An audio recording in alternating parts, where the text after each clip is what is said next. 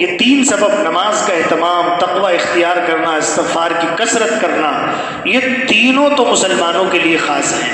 اور ایک چوتھا سبب جس کو ہم ذریعہ معاش کہتے ہیں، مثلا ملازمت کرنا، تجارت کرنا یعنی دکان وغیرہ کرنا، کاروبار کرنا، کھیتی باڑی کرنا، یہ جو کچھ بھی ہے یہ ساری دنیا کے لیے ہے۔ الحمد للہ نحمده ونستعینه ونستغفره ونؤمن به ونتوکل علیہ ونعوذ باللہ من شرور انفسنا ومن سیئات اعمالنا من يهده الله فلا مضل له ومن يضلله فلا هادي له ونشهد أن لا إله إلا الله وحده لا شريك له ونشهد أن سيدنا وسندنا وحبيبنا محمدا عبده ورسوله أرسله بالحق بشيرا ونذيرا وصلى الله تعالى على خير خلقه محمد وعلى آله وأصحابه وسلم أما بعد قال الله سبحانه وتعالى أعوذ بالله من الشيطان الرجيم بسم الله الرحمن الرحيم إن الله يرزق من يشاء بغير حساب وقال الله سبحانه وتعالى إن الله هو الرزاق ذو القوة المتين صدق اللہ العظیم۔ پیارے دوستو، بزرگوں، اللہ رب العزت نے دنیا میں جتنے بھی انسان، جنات، حتیٰ کہ جتنی بھی مخلوقات پیدا کی ہیں، ان تمام مخلوقات کی روزی کا انتظام اللہ نے اپنے ذمے لیا ہے۔ قرآن پاک میں ہے وَمَا مِن دَابَّةٍ فِي الْأَرْضِ إِلَّا عَلَى اللَّهِ رِزْقُهَا، کہ زمین کے اوپر رینگنے والے، چلنے والے، دوڑنے والے، چوپائے، دوپائے، ہر طریقے کی مخلوق کی روزی کا انتظام اللہ نے اپنے ذمے رکھا ہے۔ لیکن دنیا میں دیکھنے میں یہ آتا ہے کہ صبح پرندے اپنے گھونسلوں سے نکلتے ہیں، نہ ان کے یہاں کوئی کھیتی کا انتظام، نہ باغات کا انتظام، نہ کہیں فیکٹریاں لگی ہوئی، نہ کسی طریقے کا کوئی ذریعہ معاش۔ صبح نکلتے ہیں خالی پیٹ اور شام کو پیٹ بھر کر اپنے گھونسلوں میں آ کر آرام کرتے ہیں۔ سمندر کے اندر ایسی بڑی بڑی مچھلیاں کہ حضرت سلیمان علیہ السلام نے ایک مرتبہ پوری مخلوق کی دعوت کا انتظام کیا۔ اللہ سے اجازت لے کر مختصر بتانا چاہتا ہوں۔ اللہ تعالیٰ نے منع بھی کیا کہ تم پورا نہیں کر سکو گے۔ انہوں نے کئی مہینے تک بڑے بڑے جناتوں کے ذریعے سے کھانا تیار کرایا۔ اللہ تعالیٰ کی طرف سے اجازت ملی کہ مخلوقات کو بھیجیے۔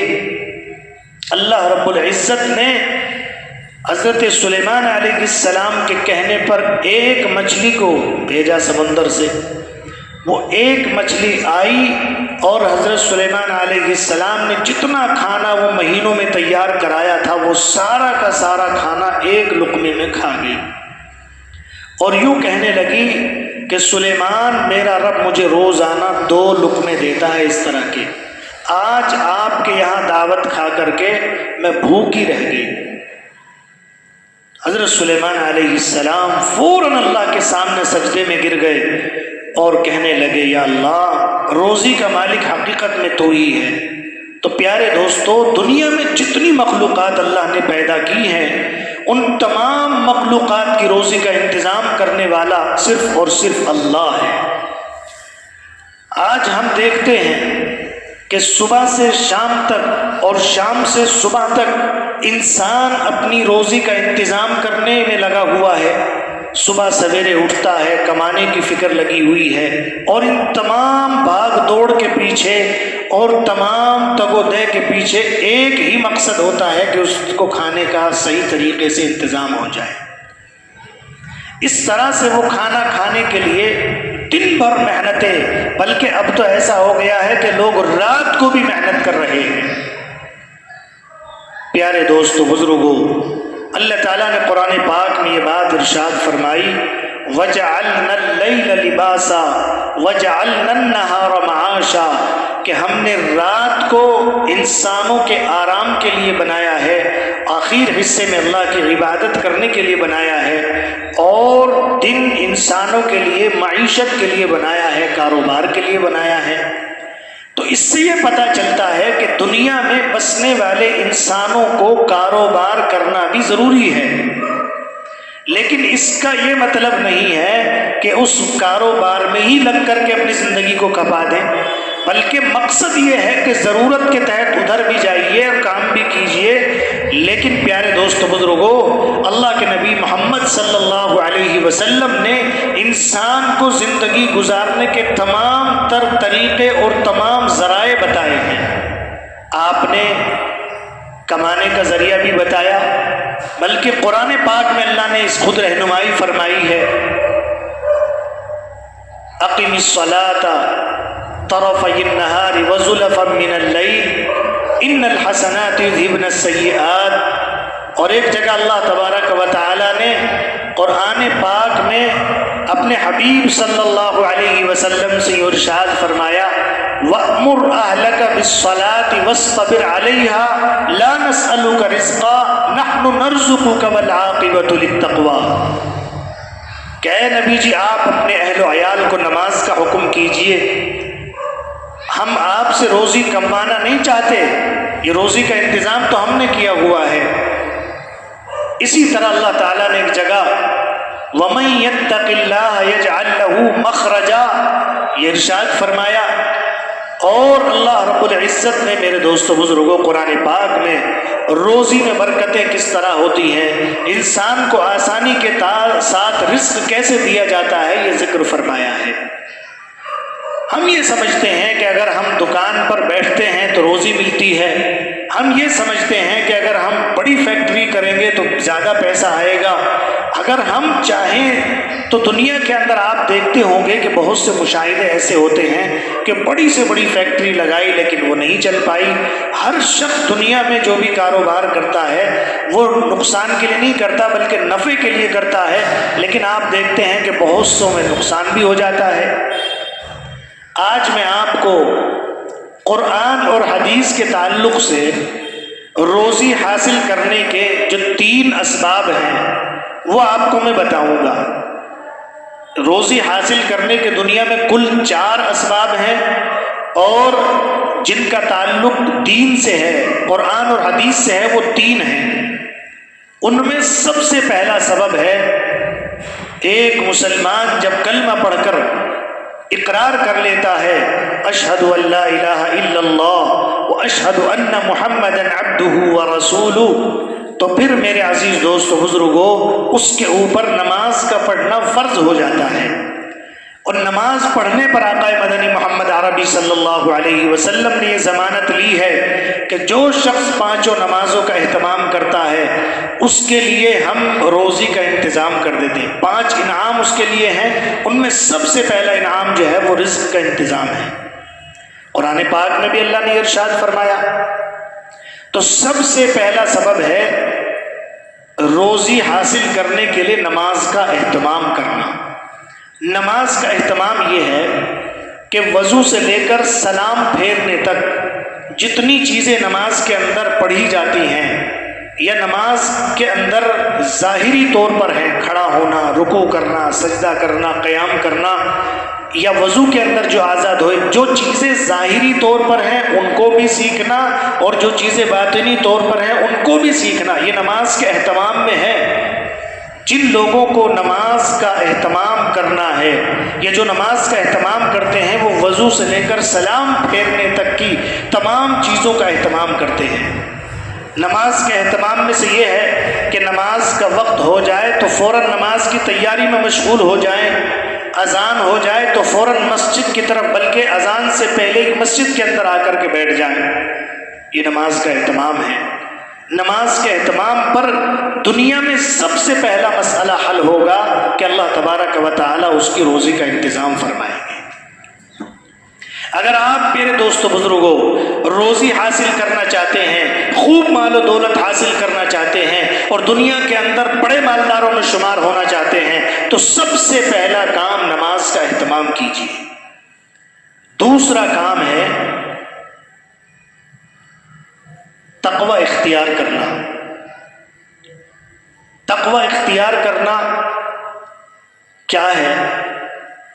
تقوی کہتے ہیں دنیا کی محبت کو دل سے نکال دینا، آقا مدنی محمد عربی صلی اللہ علیہ وسلم کی محبت اپنے دل میں لے آنا، اللہ کی محبت اپنے دل میں داخل کر لینا۔ بلکہ میں اس کو اور آسان کر دیتا ہوں کہ تقوی کہتے ہیں دنیا میں تمام گناہوں سے پرہیز کرنا، تمام گناہوں سے بچنا۔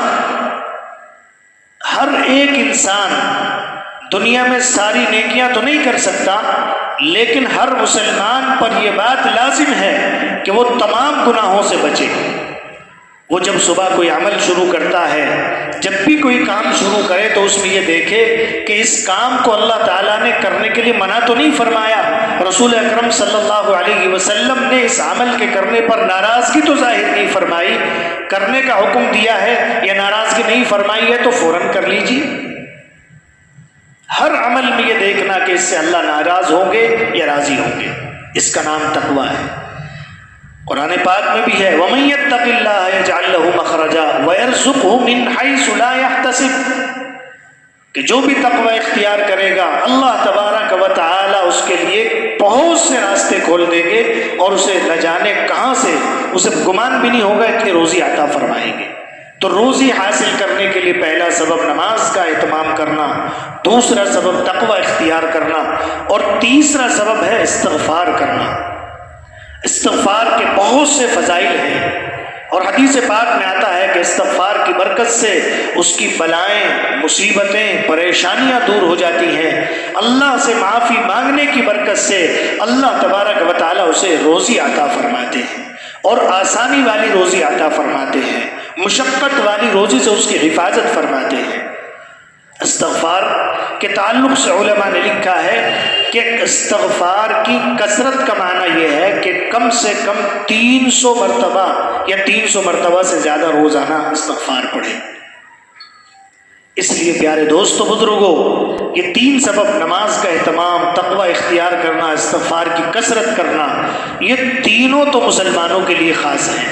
اور ایک چوتھا سبب جس کو ہم ذریعہ معاش کہتے ہیں، مثلا ملازمت کرنا، تجارت کرنا یعنی دکان وغیرہ کرنا، کاروبار کرنا، کھیتی باڑی کرنا، یہ جو کچھ بھی ہے یہ ساری دنیا کے لیے ہیں، چاہے وہ کافر ہوں، مشرک ہوں، دہریہ ہوں، یہودی ہوں، عیسائی ہوں، نصرانی ہوں، بودھ، دنیا میں کسی بھی مذہب سے تعلق رکھنے والے ہوں، سب کے لیے اس کی اجازت ہے۔ اور میں یہ نہیں کہتا کہ آپ تجارت کرنا چھوڑ دیں، ملازمت کرنا چھوڑ دیں، نہیں، آپ ملازمت بھی کیجئے، تجارت بھی کیجئے، اپنے جو کام کر رہے ہیں ان تمام چیزوں کو کریے، لیکن